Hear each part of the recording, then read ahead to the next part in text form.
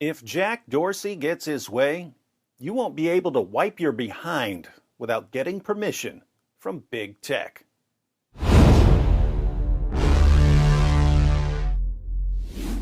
Jack Dorsey, like all the other tech giants, is following the same playbook as just about every tyrant in history. He's just adapted the playbook for the internet.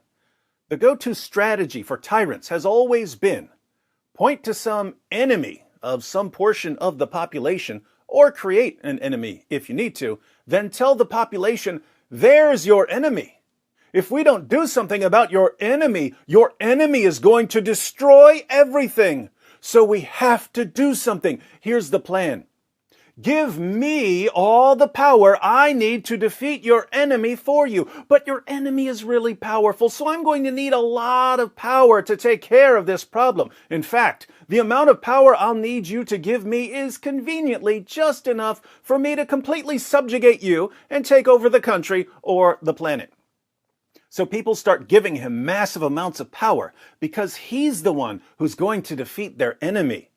And if anyone starts getting suspicious about all this power he's gathering, he simply says, "Oh, you're complaining about all the power I'm getting? You must be on the side of the enemy. Look, everyone, he's one of them." So, 5 simple steps to establish a tyranny.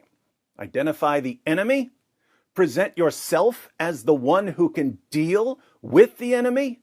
Demand the power to defeat the enemy. Use that power to subjugate the population and eliminate anyone who questions your power by associating them with the enemy.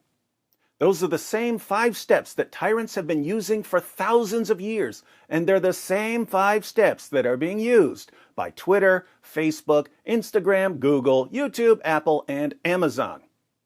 In a video leaked by a Twitter employee and posted by Project Veritas, Twitter CEO Jack Dorsey admitted that even though the focus is on Donald Trump right now, this is just the beginning, because he's got big plans. We do intend to do a full retro, as I said in my note. It is going to take some time. And then the other thing, just to close out a little bit, we are focused on one account right now, but this is going to be much bigger than just one account, and it's going to go on for much longer than just this day, this week, the next few weeks. It's going to go on beyond the inauguration. So, who's the enemy right now? Trump and racists. Who's going to deal with Trump and the racists for us? Jack Dorsey. What sort of power does he need to defeat our enemies? He needs the power to cancel anyone he views as a threat.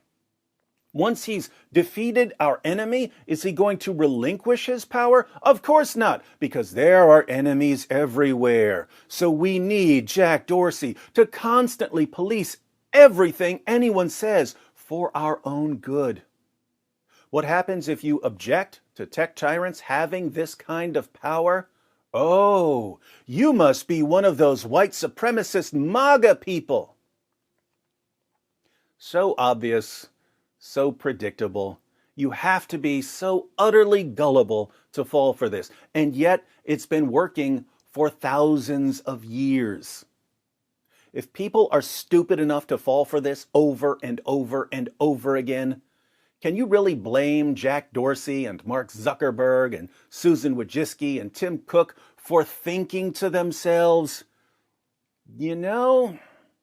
someone's going to subjugate these morons. They're basically begging to be subjugated. So it might as well be us.